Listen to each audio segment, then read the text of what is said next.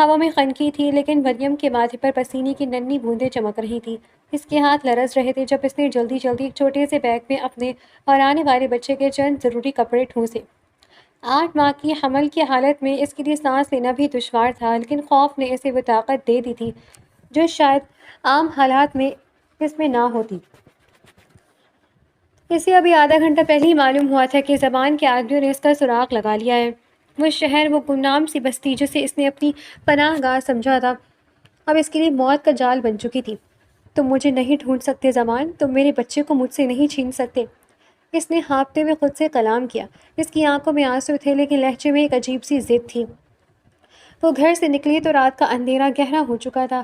اس نے ایک پرانی چادر سے خود کو ڈھانپا اور لڑکھڑاتے قدموں سے مین روڈ کی طرف بڑھنے لگی۔ ہر گزرتی گاڑی کی لائٹ ایسے کسی شکاری کی آنکھ لگتی۔ اسے یاد تھا وہ دن جب زبان اس کی زندگی میں ایک مسیحا بن کر آیا تھا، لیکن وہ مسیحا نہیں، ایک شاطر کھلاڑی نکلا جس نے صرف اپنی خاندانی دشمنی اور جائیداد کی سازش کے لیے مریم کو سیڑھی بنایا تھا۔ بس اڈے پر شور و غل اور دھوئیں کا راج تھا۔ مریم نے نقاب کے پیچھے سے سہمی ہوئی نظروں سے چاروں طرف دیکھا۔ بی بی، کہاں جانا ہے؟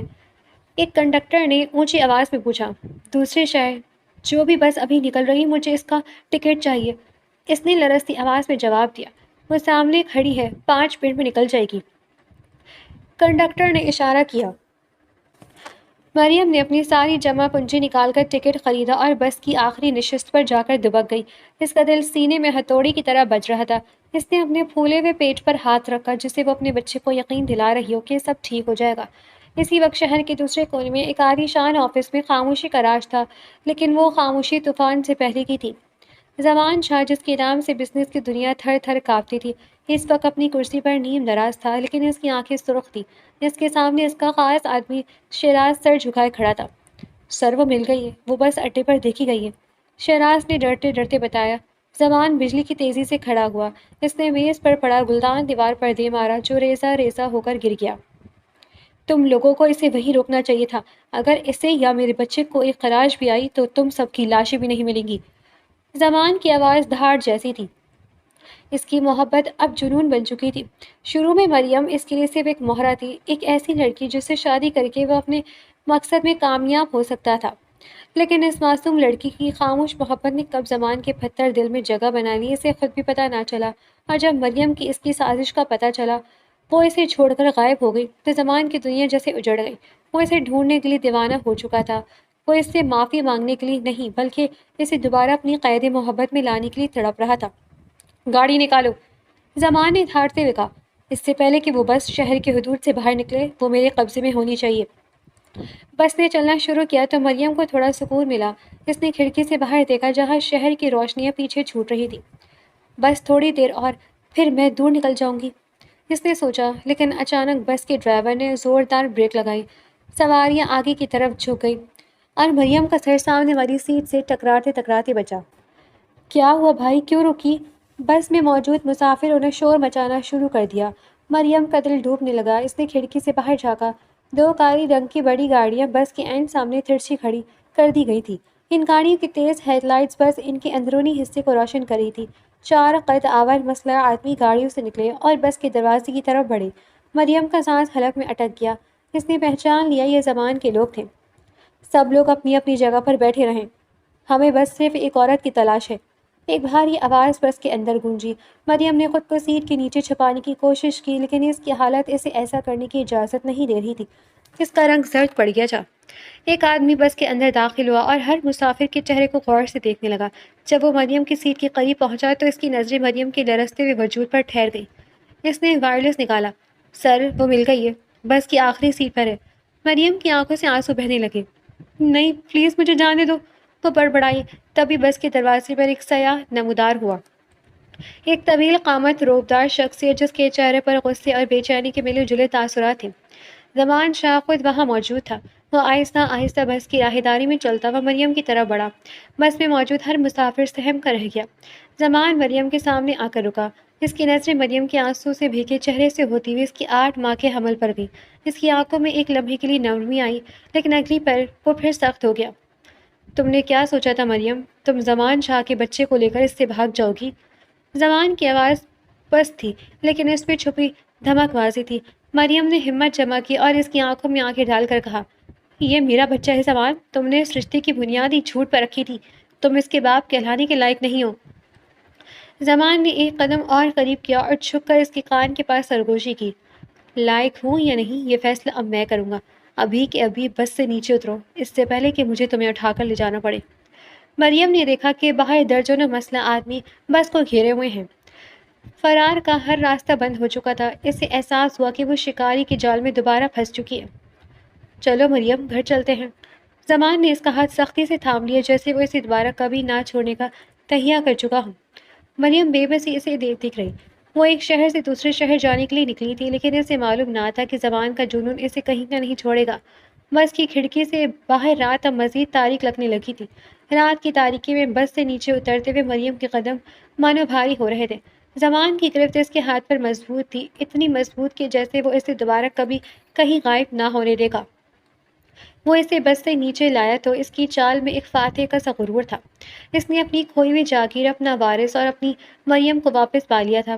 اسے دیکھتے ہی زمان کے دل میں جو ایک طوفان مچا تھا وہ اب ایک عجیب سے سکون میں بدل چکا تھا۔ لیکن مریم کے اندر تو آندھیاں چل رہی تھی۔ سامنے کھڑی کالی چمچماتی گاڑی اسے ایک نئی اور بھیانک قید خانہ لگ رہی تھی۔ گاڑی کا دروازہ کھولو، زمان نے شہراز کو حکم دیا۔ شہراز نے پھرتی سی دروازہ کھولا اور زمان نے انتہائی احتیاط سے جیسے کوئی کانچ کی نازک شے ہو مریم کو پچھلی سیٹ پر بٹھایا۔ مریم نے مزاحمت کرنے کی کوشش کی لیکن اس کا کمزور وجود اور 8 ماہ کا حمل اسے کسی بھی قسم کی بغاوت کی اجازت نہیں دے رہا تھا۔ گاڑی نے فراٹے بھرتے ہوئے شاہ ولا کی طرف سفر شروع کیا۔ گاڑی کے اندر ایک گھٹن زدہ خاموشی تھی۔ زمان کی نظریں مسلسل مریم کے زرد اور تھکے ہوئے چہرے پر جمی تھی جبکہ مریم نے کھڑکی سے باہر اندھیرے میں دیکھنا شروع کر دیا تھا۔ اس نے آنکھیں بند کر لی تو ماضی کے وہ تمام مناظر کسی فلم کی طرح اس کے ذہن کے پردے پر چلنے لگے۔ وہ کیسے بھول سکتی تھی وہ دن جب وہ اسی زمان شاہ کے سامنے اپنے آنسو بہا رہی تھی۔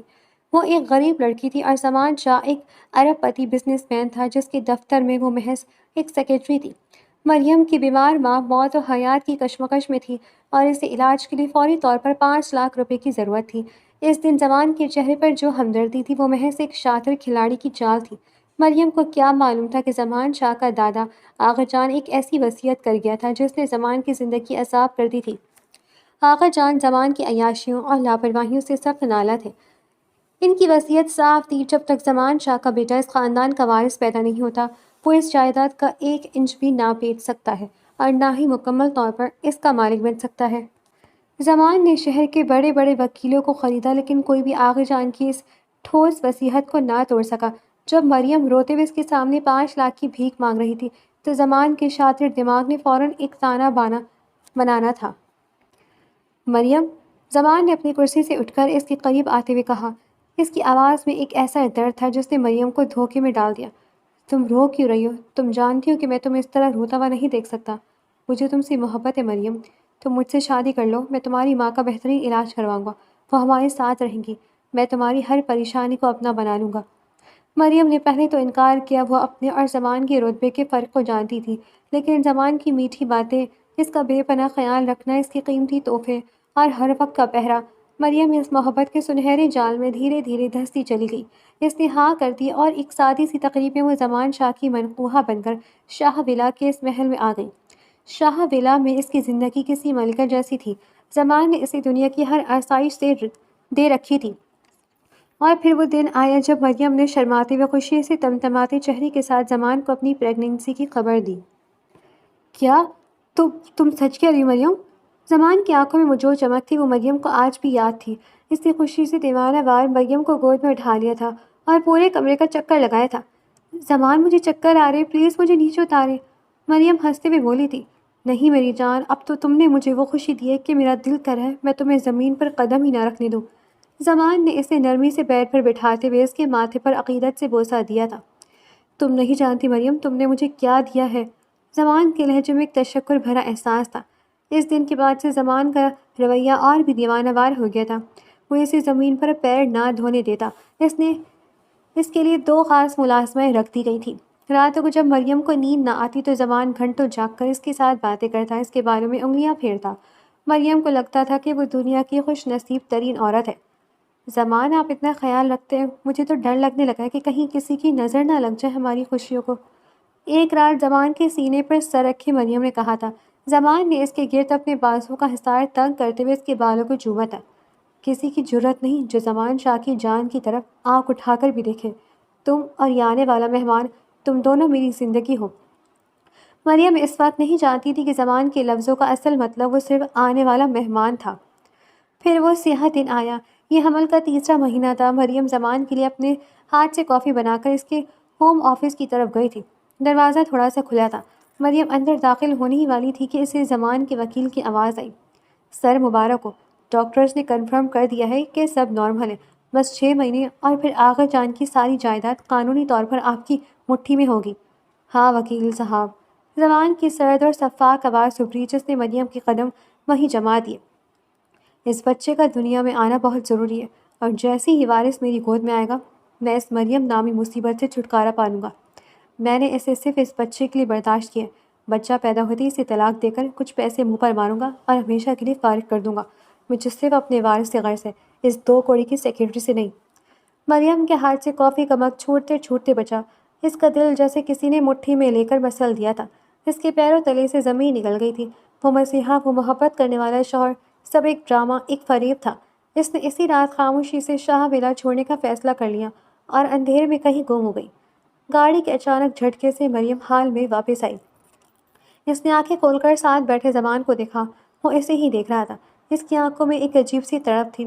مریم نے نفرت سے چہرہ دوسری طرف موڑ لیا۔ زمان نے اس کے اس عمل پر ایک لمبی سانس کھینچی۔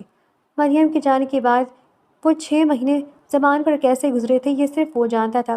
شروع کے چند دن تو وہ طوفان بن کر سب پر برستا رہا۔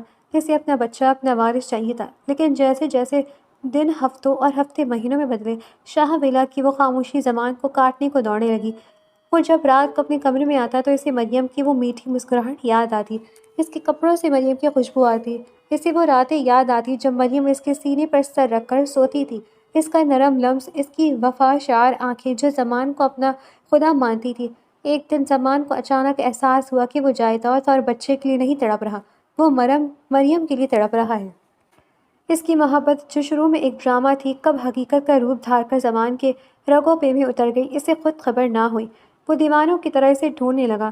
اس کی حالت پاگلوں جیسی ہو گئی تھی، اور آج جب وہ اسے مل گئی تھی تو زمان کا دل چاہ رہا تھا کہ وہ اسے اپنے اندر چھپا لے۔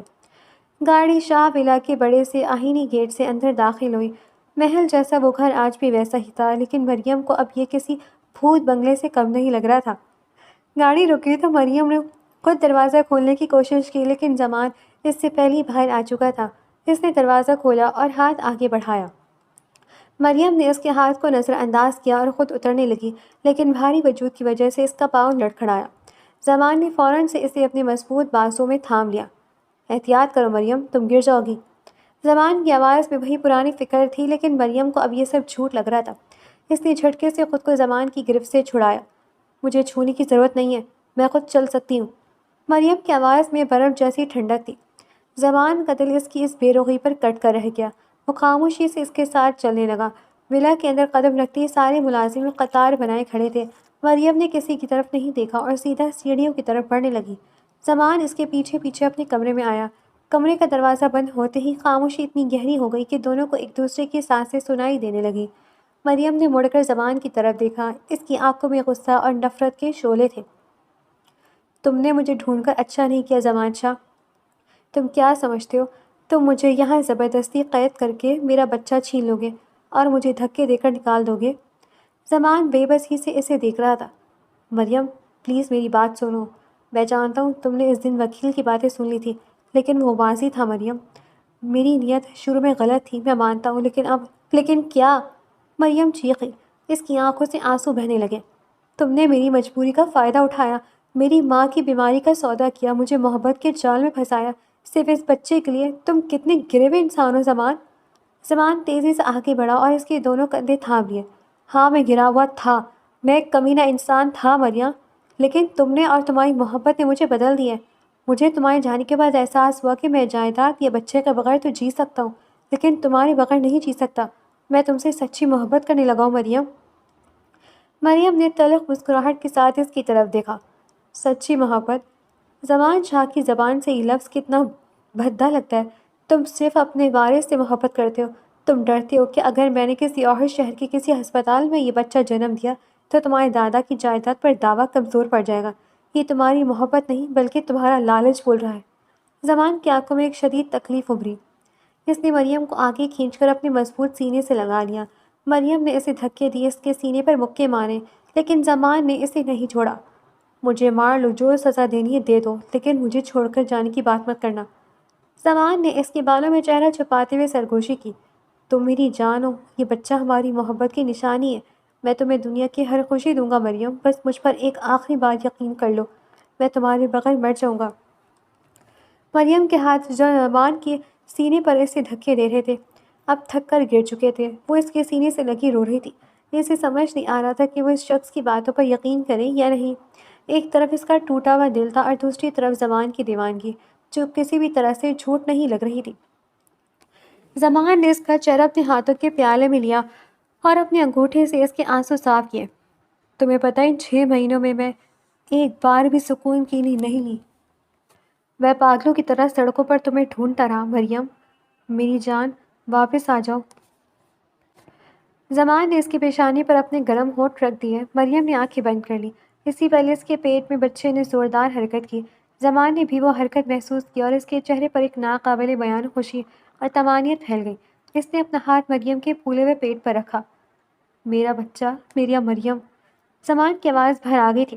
مریم بے بس تھی۔ وہ جانتی تھی کہ وہ ایک نئی قید میں واپس آ چکی ہے، لیکن کیا یہ قید واقعی اس کی منزل تھی یا زمان کی یہ دیوانگی اور پچھتاوا ان کے رشتے کو کوئی نیا راستہ دکھانے والا تھا؟ فی الحال وہ زمان شاہ کی اس مضبوط گرفت میں تھی جہاں سے فرار اب ناممکن تھا۔ اگلے دن شام کے سائے شاہ ولا پر گہرے ہو رہے تھے۔ کمرے میں ایک عجیب سی گھٹن زدہ خاموشی چھائی ہوئی تھی۔ مریم بستر پر نڈھال پڑی تھی۔ پچھلی رات کا صدمہ، مسلسل ذہنی دباؤ اور پھر زمان کی دیوانگی نے اس کے اعصاب کو بری طرح توڑ کر رکھ دیا تھا۔ اس کا رنگ پیلا پڑ چکا تھا اور پیشانی پر پسینے کے قطرے چمک رہے تھے۔ اچانک مریم نے ایک دل خراش چیخ ماری اور اپنے پیٹ کو دونوں ہاتھوں سے تھام لیا۔ اس کے چہرے پر کرب اور شدید تکلیف کے تاثرات ابھر آئے۔ زمان جو کھڑکی کے پاس کھڑا باہر تاریکی کو گھور رہا تھا، بجلی کی سی تیزی سے مڑ کر اس کی طرف لپکا۔ مریم کیا ہوا؟ مریم میری طرف دیکھو۔ زمان کی آواز میں ایک ایسا خوف تھا جو اس کی روب دار شخصیت سے بالکل میل نہیں کھاتا تھا۔ اس کے ہاتھ پیر پھول گئے تھے۔ مریم تکلیف سے دوہری ہو رہی تھی۔ اس کی سانسیں اکھڑ رہی تھیں اور وہ کچھ بولنے سے قاصر تھی۔ زمان نے ایک لمحہ ضائع کیے بغیر اسے اپنی مضبوط باہوں میں اٹھایا اور دیوانہ وار کمرے سے باہر کی طرف بھاگا۔ شیراز، گاڑی فوراً نکالو۔ اس کی دھاڑ سے فوراً پورا شاہ ولا گونج اٹھا۔ ملازمین خوفزدہ ہو کر ادھر ادھر بھاگنے لگے۔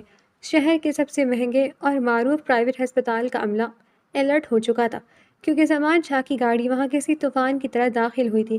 ہسپتال کی سب سے سینئر اور ماہر گائنیکولوجسٹ ڈاکٹر سارہ اپنی ٹیم کے ساتھ پہلے ہی ایمرجنسی کے دروازے پر موجود تھی۔ انہوں نے مریم کو فوراً ہاتھوں ہاتھ لیا اور سیدھا آپریشن تھیٹر کی طرف منتقل کیا۔ زمان آپریشن تھیٹر کے بند دروازے کے باہر ایک بت کی طرح کھڑا تھا۔ اس کا دل اتنی زور سے دھڑک رہا تھا کہ اسے اپنے کانوں میں اس کی آواز سنائی دے رہی تھی۔ وہ شخص جس کے ایک اشارے پر شہر کی بڑی بڑی مارکیٹیں کھلتی اور بند ہوتی تھی، آج ایک ہسپتال کی راہداری میں بالکل بے بس اور لاچار کھڑا تھا۔ تقریباً 2 گھنٹے کے طویل اور اذیت ناک اذیت کے بعد آپریشن تھیٹر کا دروازہ کھلا اور ڈاکٹر سارہ باہر آئیں۔ ان کے چہرے پر تھکاوٹ اور سنجیدگی تھی۔ زمان تیزی سے ان کی طرف بڑھا۔ ڈاکٹر، میری مریم، وہ ٹھیک تو ہے؟ زمان کی آواز کانپ رہی تھی۔ مسٹر زمان، صورتحال بہت پیچیدہ تھی۔ مریضہ مسلسل شدید ذہنی دباؤ کا شکار رہی ہیں، جس کا سیدھا اثر بچے پر پڑا ہے۔ ہمیں قبل از وقت یعنی پری میچور ڈیلیوری کرنی پڑی ہے۔ ڈاکٹر نے گہری سانس لیتے ہوئے کہا۔ اور بچہ؟ زمان نے بمشکل پوچھا۔ مبارک ہو، آپ کے یہاں بیٹی کی پیدائش ہوئی ہے، لیکن بچہ جو کہ 8ویں مہینے میں پیدا ہوئی ہے اور بہت کمزور ہے، اس لیے ہم نے اسے فوراً انکیوبیٹر میں شفٹ کر دیا ہے۔ فی الحال وہ انڈر آبزرویشن ہے۔ بیٹی؟ زمان کے ذہن میں ایک لمحے کے لیے آغا جان کی وصیت گونج، جس میں صرف وارث یعنی بیٹی کی شرط تھی، لیکن اگلے ہی پل اس کے دل میں ایک عجیب سی میٹھی سی محبت جاگ اٹھی۔ اس کے یہاں بیٹی ہوئی تھی، مریم کی بیٹی۔ اس سے اس وقت کسی جائیداد، کسی وصیت کا ہوش نہیں تھا۔ اور میری بیوی مریم کیسی ہے؟ زمان کی نظروں میں صرف مریم کی سلامتی کی فکر تھی۔ ڈاکٹر کا چہرہ مزید سنجیدہ ہو گیا۔ مسٹر زمان، میں آپ سے کچھ نہیں چھپاؤں گی۔ ڈلیوری کے دوران مریم کو بہت زیادہ خون بہہ گیا تھا۔ انٹرنل بلیڈنگ کی وجہ سے ان کی حالت تشویشناک ہے۔ ان کا بلڈ گروپ او نیگیٹو ہے، جو کہ اس وقت ہمارے بلڈ بینک میں شارٹ ہے۔ ہمیں فوراً میرا بلڈ گروپ او نیگیٹو ہے ڈاکٹر۔ زمان نے ان کی بات کاٹتے ہوئے فوراً کہا، میرا خون لیجیے، جتنا خون چاہیے نکال دیجیے، میرا سب کچھ لے لیجیے، لیکن خدارا میری بیوی کو بچا لیں، مجھے میری مریم زندہ چاہیے۔ زمان کی آنکھوں میں آنسو تھے، وہ آنسو جو آج تک کسی نے زمان شاہ کی آنکھوں میں نہیں دیکھے تھے۔ ڈاکٹرز نے فوراً نرسز کو ہدایت دی اور زمان کو بلڈ ڈونیشن کے لیے لے جایا گیا۔ زمان نے اپنا خون دیا، لیکن اس کا ذہن مسلسل مریم کی طرف اٹکا ہوا تھا۔ 3 دن بعد ہسپتال کے وی آئی پی اور پرتعیش کمرے میں خاموشی کا راج تھا۔ صرف لائٹس اور لائف سپورٹ مشینوں کی مخصوص آواز اس خاموشی کو توڑ رہی تھی۔ مریم بیڈ پر بالکل ساکت لیٹی تھی، اس کا چہرہ سفید کاغذ کی طرح بے رونق تھا۔ اس کے ہاتھ میں ڈرپ لگی ہوئی تھی اور وہ پچھلے 3 دن سے گہری بے ہوشی کے عالم میں تھی۔ زمان اس کے بیڈ کے قریب ایک کرسی کھینچ کر بیٹھا تھا۔ ان 3 دنوں میں زمان کی حالت غیر ہو چکی تھی۔ اس کی شیف بڑھ چکی تھی، آنکھیں سرخ اور سوجی ہوئی تھیں، اور اس کی قیمتی کپڑوں پر سلوٹیں پڑ چکی تھیں۔ وہ شخص جسے اپنی ظاہری شخصیت کا بے حد خیال رکھتا تھا، آج دنیا مافیا سے بے خبر صرف اپنی مریم کا ہاتھ تھامے بیٹھا تھا۔ زمان نے مریم کے ٹھنڈے بے جان ہاتھ کو اپنے دونوں ہاتھوں میں تھاما اور اسے اپنے چہرے سے لگا لیا۔ اس کے گرم آنسو مریم کی انگلیوں کو بھگونے لگے۔ مریم میری جان، اب تو آنکھیں کھول دو۔ زمان کی آواز میں ایک ایسا درد اور کرب تھا جو پتھر کو بھی پگھلا دے۔ تم مجھ سے ناراض ہونا، میں جانتا ہوں میں نے تمہیں بہت تکلیف دی ہے، میں تمہارا گنہگار ہوں، لیکن خدارا مجھے یہ سزا مت دو۔ اس خاموشی کی سزا مجھ سے برداشت نہیں ہو رہی۔ تم مجھے گالیاں دو، مجھے مارو، مجھ سے لڑو، لیکن یوں آنکھیں بند کر کے مجھ سے میری زندگی مت چھینو۔ اس نے مریم کے ماتھے کو چوما اور سسکی بھرتے ہوئے بولا، تمہیں پتہ ہے مریم، ہماری بیٹی ہوئی ہے، بالکل تمہاری طرح معصوم اور پیاری ہے، میں اسے دیکھ کر آیا ہوں، اس کے ننھے نے ہاتھ بالکل تمہارے جیسے، وہ انکیوبیٹر میں ہے، لیکن ڈاکٹرز کہہ رہے ہیں کہ وہ تیزی سے ریکور کر رہی ہے، وہ بہت بہادر ہے، بالکل اپنی ماں کی طرح۔ زمان کو یاد آیا جب وہ پہلی بار INICU میں اپنی بیٹی کو دیکھنے گیا تھا۔ اس ننھی سی جان کو مشینوں کے بیچ رکھ کر زمان شاہ پھوٹ پھوٹ کر رو پڑا تھا۔ اسے اس وقت احساس ہوا تھا کہ خون کے رشتے اور محبت کیا ہوتی ہے۔ اسے آغا جان کی وصیت، اربوں کی جائیداد اور وراثت کی شرط کی رتی بھر بھی پرواہ نہیں تھی۔ اگر اسے کچھ چاہیے تھا تو وہ صرف اپنی بیٹی اور مریم کی زندگی تھی۔ وہ بیٹی پا کر دیوانہ وار خوش تھا، لیکن مریم کی حالت اس کی خوشیوں کو کھا رہی تھی۔ اسی دوران کمرے کا دروازہ کھلا اور ڈاکٹر سارہ اندر داخل ہوئی۔ زمان نے فوراً اپنے آنسو صاف کیے اور امید بھری نظروں سے ڈاکٹر کی طرف دیکھا۔ ڈاکٹر، یہ کب ہوش میں آئے گی؟ 3 دن ہو گئے، اس کی حالت میں کوئی بہتری کیوں نہیں آ رہی؟ آپ دنیا کی بہترین ڈاکٹرز بلائیں، مجھے پیسوں کی کوئی پرواہ نہیں، بس میری بیوی کو ہوش میں لائیں۔ زبان بے قراری سے بولا۔ ڈاکٹر سارے نے مریم کی رپورٹس چیک کی اور ایک گہری سانس لی۔ مسٹر زمان، میڈیکلی مریم اب خطرے سے باہر ہے، بلیڈنگ رک چکی ہے اور ان کے وائٹلز مستحکم ہیں، لیکن کیا ڈاکٹر؟ زمان کی دھڑکن تیز ہو گئی، لیکن مریم ایک گہرے صدمے میں، ایسا لگتا ہے جیسے انہوں نے جینے کی خواہش ہی چھوڑ دی ہے، ان کا دماغ جاگنا نہیں چاہ رہا۔ ہم ادویات دے سکتے ہیں، لیکن اندرونی طور پر زندہ رہنے کی وہ خواہش اور ہمت مریم کو خود دکھانی ہوگی۔ آپ کو ان سے بات کرنی چاہیے، انہیں یہ احساس دلائیں کہ ان کی زندگی کس کے لیے بہت اہم ہے، انہیں وہ تحفظ محسوس کروائیں جو وہ کھو چکی ہیں۔ ڈاکٹر ہمدردی سے کہہ کر کمرے سے چلی گئی۔ جینے کی خواہش چھوڑ دی ہے، یہ الفاظ زمان کے دماغ میں ہتھوڑے کی طرح بجے۔ اس کی وجہ صرف اور صرف زمان خود تھا۔ اس نے خود مریم کو وہ زخم دیے جنہیں بھرنا اب اس کی زندگی کا واحد مقصد بن چکا تھا۔ زمان واپس مریم کے قریب آیا اور اس کے چہرے کے پاس جھک گیا۔ سن رہی تم مریم، تم جینے کی خواہش نہیں چھوڑ سکتی، تم اتنی بزدل نہیں ہو۔ زمان روتے ہوئے سرگوشیوں میں اس سے کلام کر رہا تھا۔ تمہیں اپنی بیٹی کے لیے جینا ہوگا، وہ تمہارا انتظار کر رہی ہے، وہ میرے پاس نہیں آتی، وہ روتی رہتی ہے مریم، اسے اپنی ماں کی ضرورت ہے۔ زمان نے مریم کے ماتھے پر اپنے آنسوؤں سے بھیگا چہرہ رکھ دیا۔ تم سمجھتی تھی نا کہ مجھے صرف اپنے وارث سے ایک بیٹے سے غرض ہے؟ دیکھو مریم، اللہ نے ہمیں بیٹی دی ہے، اور میں قسم کھا کر کہتا ہوں، میری جان کی قسم، مجھے کوئی جائیداد نہیں چاہیے، وہ ساری دولت، وہ سارا پیسہ جہنم میں جائے، مجھے صرف تم اور میری بیٹی چاہیے، میری ساری کائنات تم دونوں ہو۔ اگر تم مجھے چھوڑ کر چلی گئی تو میں زندہ لاش بن جاؤں گا، مجھے معاف کر دو مریم، مجھے ایک آخری موقع دے دو، پلیز آنکھیں کھولو میری جان۔ زمان کی ہچکیاں بندھ گئی تھیں وہ ایک چھوٹے بچے کی طرح مریم کے کندھے پر سر رکھ کر رو رہا تھا۔ اس کے آنسو مریم کے چہرے اور گردن کو بھگو رہے تھے۔ وہ محبت سے زمان نے محض ایک کھیل سمجھا تھا، آج جسے وہ کھیل اس کی رگوں میں خون بن کر دوڑا تھا۔ وہ جان گیا تھا کہ مریم کے بغیر اس کی ساری بادشاہت مٹی کے ڈھیر کے سوا کچھ نہیں تھی۔ کمرے میں مشینوں کی آوازوں کے ساتھ اب زمان کے رونے کی آواز بھی شامل ہو گئی تھی۔ وہ اپنے گناہوں، اپنے غرور اور اپنی سازشوں کی معافی اس خاموش وجود سے مانگ رہا تھا جو اس کی کائنات بن چکی تھی۔ اچانک زمان کو محسوس ہوا جیسے اس کے ہاتھوں میں قید مریم کی انگلیوں میں ایک ہلکی سی بہت مدھم سی جنبش ہوئی ہو۔ مریم کے پلکیں بھوجل پن سے تھر تھر آئیں۔ اسے محسوس ہوا جیسے وہ کسی بہت گہرے اور تاریک کنویں سے باہر نکل رہی ہو۔ اس کے ہاتھ پر کسی کی گرفت بہت مضبوط تھی، اتنی مضبوط کہ جیسے وہ اسے کہیں جانے نہیں دینا چاہتا تھا۔ زمان جو پچھلے 72 گھنٹوں سے سویا نہیں تھا، مریم کی انگلیوں میں جنبش محسوس کرتے ہی تڑپ کر سیدھا ہوا۔ اس کی سرخ آنکھیں امید اور خوف کے ملے جلے تاثرات کے ساتھ مریم کے چہرے پر جم گئی۔ مریم، مریم میری جان، کیا تم مجھے سن سکتی ہو؟ زمان کی آواز بھر گئی تھی۔ مریم نے آہستہ سے آنکھیں کھولی تو سامنے سفید چھت اور پھر زمان کا بھگا ہوا آنسو سے تر چہرہ نظر آیا۔ اسے یاد آیا کہ کیا ہوا تھا، بس اڈا، زمان کا جنون اور پھر وہ شدید درد۔ اس نے فوراً اپنا ہاتھ اپنے پیٹ پر رکھا۔ وہ جگہ اب خالی اور سپاٹ تھی۔ میرا بچہ، مریم کی آواز بمشکل حلق سے نکلی۔ اس کی آنکھوں میں وحشت ناچنے لگی۔ زمان، میرا بچہ کہاں ہے؟ تم نے اسے مجھ سے چھین لیا، بولو۔ زمان نے فوراً اس کا ہاتھ تھام کر اسے تسلی دینے کی کوشش کی۔ نہیں مریم، یہی بچہ بالکل ٹھیک ہے، وہ نرسری میں ہے، وہ بہت پیاری ہے مریم، اللہ نے ہمیں بیٹی دی ہے۔ بیٹی؟ مریم کے خشک لبوں پر ایک تلخ اور زہریلی مسکراہٹ ابھری۔ اس نے ایک گہری سانس لی اور زمان کی آنکھوں میں آنکھیں ڈال کر دیکھا جہاں پچھتاوے کے ساتھ کچھ نہ تھا۔ اللہ کا شکر ہے، لاکھ لاکھ شکر ہے اس ذات کا، مریم نے نقاہت کے باوجود مضبوط لہجے میں کہا۔ بہت اچھا کیا میرے رب نے تمہارے ساتھ زمان شاہ، اس نے تمہیں تمہارا وہ وارث نہیں دیا جس کے لیے تم نے ایک غریب لڑکی کی زندگی برباد کی، اس نے تمہیں بیٹی دی کر تمہارا غرور کو خاک میں ملا دیا۔ زمان کا دل مریم کے ان الفاظوں سے چھلنی ہو گیا تھا۔ اس نے سر جھکا لیا لیکن مریم رکنے والی نہیں تھی۔ تمہیں اندازہ ہے یہ بیٹی کیوں ملی تمہیں؟ تاکہ تمہیں ہر پل، ہر لمحہ یاد رہے کہ تم دوسروں کی بیٹیوں کے ساتھ کیا کرتے ہو، کس طرح انہیں اپنی جائیداد کی خاطر کھلونا بناتے ہو، کس طرح ان کی ممتا کا سودا کرتے ہو۔ آج جب تم اپنی بیٹی کا چہرہ دیکھو گے نا تو تمہیں میرا وہ تڑپتا ہوا چہرہ یاد آئے گا جب تم وکیل سے کہہ رہے تھے کہ بچہ ملتے ہی تم مجھے طلاق دے دو گے۔ بولو زمان شاہ، اب کیا کرو گے؟ اب تو تمہاری جائیداد تمہارے ہاتھ سے نکل گئی نا۔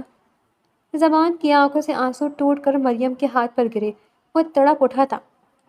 مریم، خدا کے لیے ایسا مت کہو، میں مانتا ہوں میں نے گناہ کیا، میں نے سازش کی، لیکن اب مجھے اس جائیداد کی رتی برابر پرواہ نہیں ہے۔ میں بیٹی پا کر بھی بہت خوش ہوں، وہ میری شہزادی ہے، میری جان ہے، اللہ نے مجھے بیٹی دی ہے، یہ میرے لیے کائنات کی سب سے بڑی نعمت ہے، میں اب بھی اسے وہی مقام دوں گا جو ایک وارث کا ہوتا ہے۔ مریم نے حقارت سے اپنا ہاتھ اس کی گرفت سے چھڑا لیا اور رخ دوسری طرف موڑ لیا۔ تمہاری زبان سے یہ باتیں اب اچھی نہیں لگتی، تم صرف اپنی ہار کا دکھ چھپا رہے ہو، محبت اور احساس تو تمہارے دل میں تھا ہی نہیں، تمہاری صرف انا تھی جو آج اللہ نے توڑ دی۔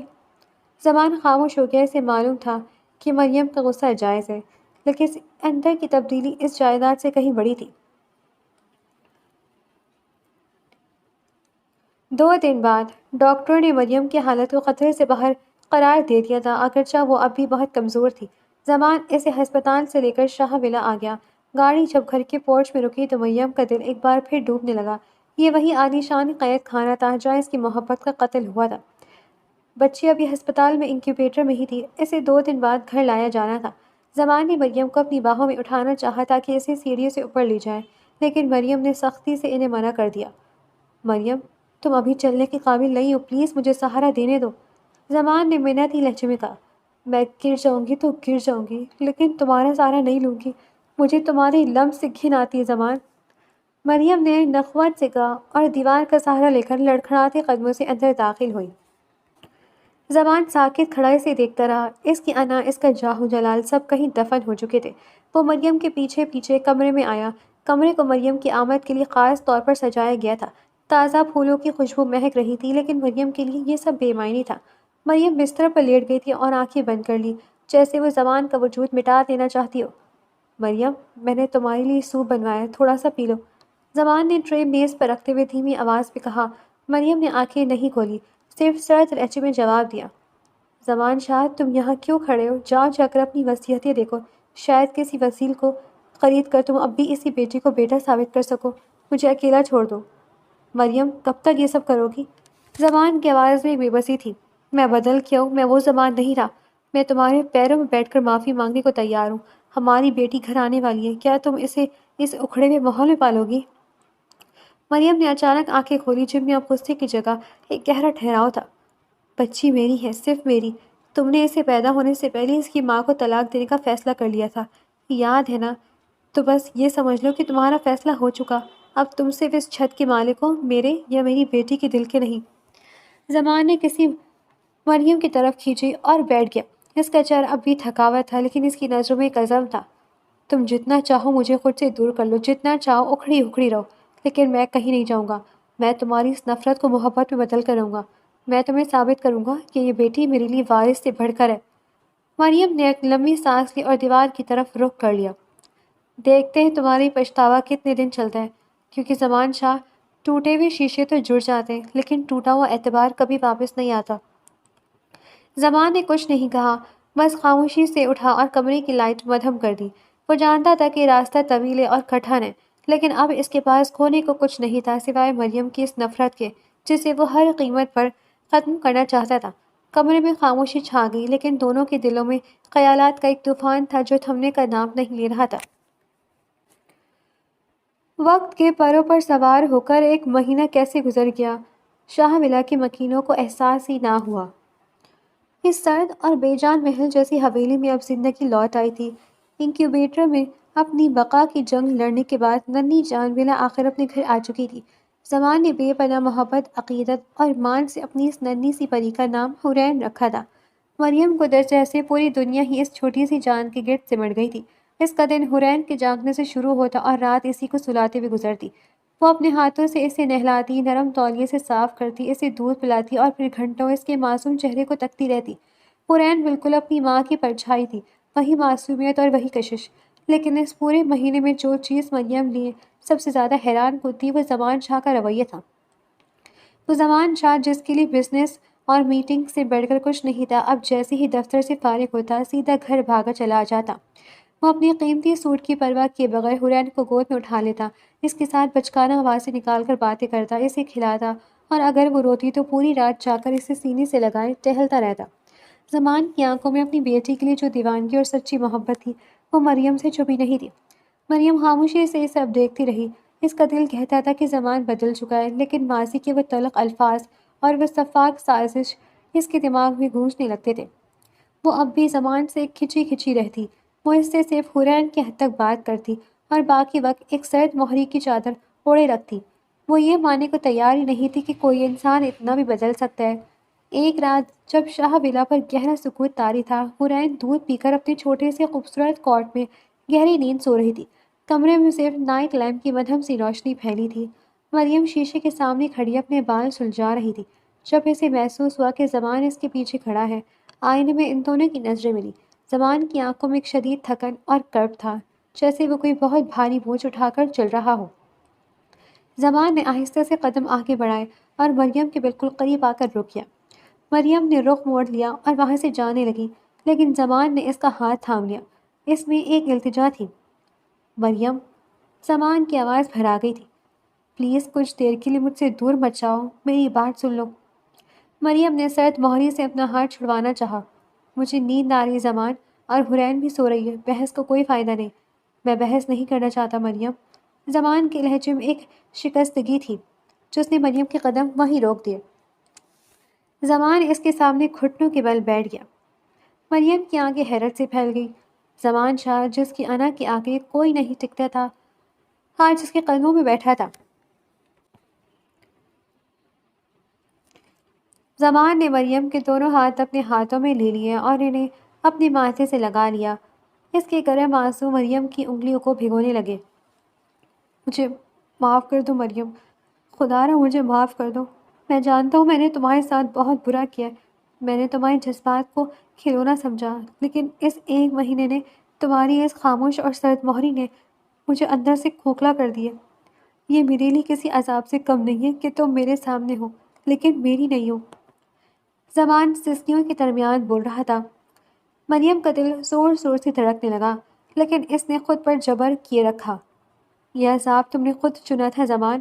میں جانتا ہوں میری جان، اور میں ہر سزا بھگتنے کو تیار ہوں، لیکن مجھ سے یوں بے رخی مت برتو۔ مجھے اس دولت، اس جائیداد اور اس شاہ ولا کی کوئی پرواہ نہیں ہے، مجھے صرف تمہارا ساتھ چاہیے۔ زمان نے نم آنکھوں سے مریم کی طرف دیکھا۔ اگر تمہیں اس گھر میں میرا ماضی، میری وہ سازش نظر آتی ہے تو ہم یہ سب چھوڑ دیتے ہیں۔ تم چاہو تو آج ہی، ابھی اسی وقت ہم یہ محل چھوڑ کر کسی چھوٹے سے شہر میں چلے جاتے ہیں۔ میں وہاں کوئی چھوٹی موٹی نوکری کر لوں گا، ہم ایک چھوٹا سا مکان لے کر رہ لیں گے، بس تم، میں اور ہماری حورین۔ لیکن پلیز مریم، مجھ سے میرا جینے کا سہارا مت چھینو، میں تمہارے اور حورین کے بغیر مر جاؤں گا۔ ان الفاظ میں اتنی سچائی تھی، اتنی تڑپ اور اتنی بے بسی تھی کہ مریم کے اندر تعمیر کی گئی نفرت کی وہ اونچی دیوار ریت کی طرح ڈھہ گئی۔ وہ خود بھی تو حالات کی اس سختی، اس کھچاؤ اور اندر کی اس جنگ سے بری طرح تھک چکی تھی۔ ایک عورت کا دل کب تک پھٹر رہ سکتا ہے جب اس کا مجرم، اس کا شوہر سچے دل سے اس کے قدموں میں رو رہا ہو؟ مریم کی آنکھوں سے آنسوؤں کا ایک سیلاب ابل پڑا۔ اس کا سارا دکھ، سارا درد اور ساری اذیت جو اس نے پچھلے مہینوں میں سہی تھی، ان آنسوؤں کی شکل میں بہہ نکلی۔ وہ ٹوٹ کر زمان کے گلے لگ گئی۔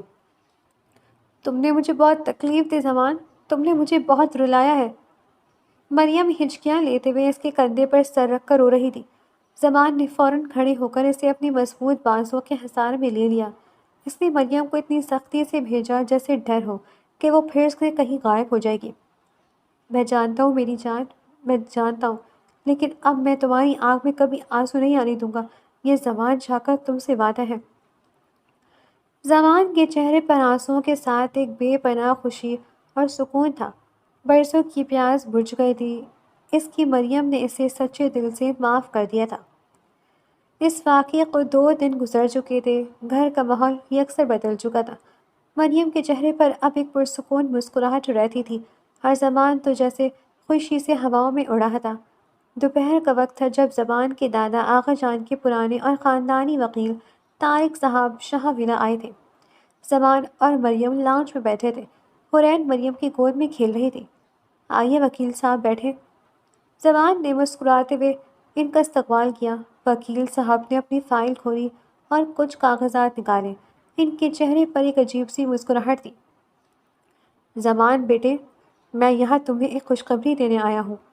مریم کا دل ایک لمحے کے لیے دھڑکا، اسے لگا شاید پھر کوئی جائیداد کی بات ہوگی جس نے ان کی زندگی عذاب کی تھی۔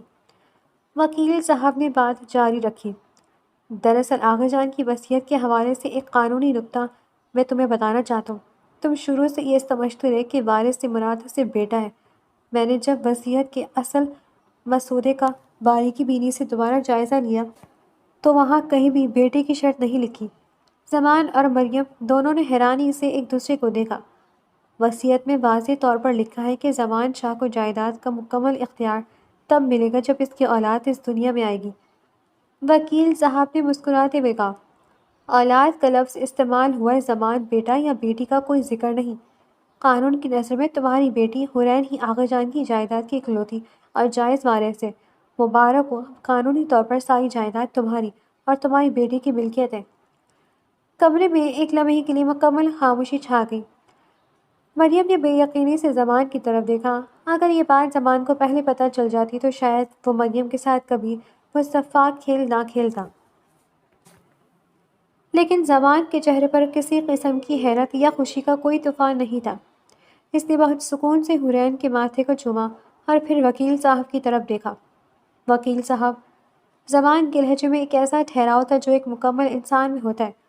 سچ کہوں تو مجھے اب اس بات سے رتی برابر بھی فرق نہیں پڑتا کہ میرے پاس یہ جائیداد ہے یا نہیں۔ اگر اس وصیت میں بیٹی کو وارث نہ بھی مانا جاتا تب بھی مجھے کوئی ملال نہیں رہتا۔ اس نے مریم کا ہاتھ اپنے ہاتھ میں لیا اور اس کی آنکھوں میں دیکھتے ہوئے کہا، کیونکہ میری اصل جائیداد، میری اصل وراثت میری مریم اور میری حورین ہے۔ مجھے ان کے سوائے اس دنیا کی کوئی اور چیز نہیں چاہیے۔ اللہ کا شکر ہے کہ اس نے مجھے وہ سکھا دیا جو دنیا کے کسی خزانے سے نہیں خریدا جا سکتا۔ یہ کاغذی کارروائی آپ سنبھالتے رہیں، میرے لیے اب ان کاغذوں کی کوئی اہمیت نہیں رہی۔ مریم کی آنکھیں تشکر سے بھر گئیں۔ اس نے آسمان کی طرف دیکھا اور دل ہی دل میں اپنے رب کا لاکھ لاکھ شکر ادا کیا جس نے اس کے صبر کا اتنا خوبصورت پھل دیا تھا۔ زمان باقی بدل چکا تھا، محبت نے اسے ایک نیا اور بہترین انسان بنا دیا تھا۔ رات کا وقت تھا، حورین اپنے بستر پر گہری نیند سو رہی تھی۔ سردیوں کے ہلکی ہلکی کنکی کمرے میں محسوس ہو رہی تھی۔ مریم کھڑکی کے پاس کھڑی آسمان پر چمکتے ستاروں کو دیکھ رہی تھی۔ زمان پیچھے سے آیا اور نرمی سے اس کے کندھوں پر ایک گرم شال اڑھا دی۔ مریم نے مسکرا کر پیچھے مڑ کر دیکھا۔ زمان کی آنکھوں میں وہی پرانی لیکن اب سچی اور خالص محبت چمک رہی تھی۔ اس نے مریم کا ہاتھ تھاما اور اسے اپنے لبوں سے لگا لیا۔ سوچ رہی ہوں کہ یہ سب خواب تو نہیں؟ زمان نے شرارت اور محبت کی ملی جلی کیفیت میں پوچھا۔ مریم نے نفی میں اور نرمی سے مسکراتے ہوئے سر ہلایا۔ نہیں، میں یہ سوچ رہی ہوں کہ اللہ کے فیصلے کتنے خوبصورت ہوتے ہیں۔ اس نے ہمیں ایک دوسرے کے لیے چنا، پھر آزمایا اور آخر کار ہمیں سچی خوشی کا مطلب سمجھا دیا۔ زمان نے آگے بڑھ کر مریم کے پیشانی پر ایک عقیدت بھرا بوسہ دیا۔ تم میری زندگی کا وہ نور ہو مریم، جس نے میرے اندر کے سارے اندھیروں کو ختم کر دیا۔ میں تم سے وعدہ کرتا ہوں کہ جب تک میری سانس چلے گی میں تمہیں اور حورین کو دنیا کی ہر خوشی دوں گا۔ ہماری یہ کہانی جو ایک سازش سے شروع ہوئی تھی اب صرف سچی محبت پر ختم ہوگی۔ مریم نے سکون سے اپنا سر زمان کے مضبوط سینے پر رکھ دیا۔ اس کی آنکھیں بند تھیں اور ہونٹوں پر ایک مطمئن مسکراہٹ تھی۔ اسے اب کسی طوفان کا ڈر نہیں تھا۔ وہ زمان شاہ کی پناہ میں تھی اور زمان شاہ اس کی محبت کی قید میں۔ دونوں کے دل ایک ہی دھڑکن پر دھڑک رہے تھے اور کھڑکی سے آتی چاندنی ان کی اس نئی اور خوبصورت زندگی کو روشن کر رہی تھی۔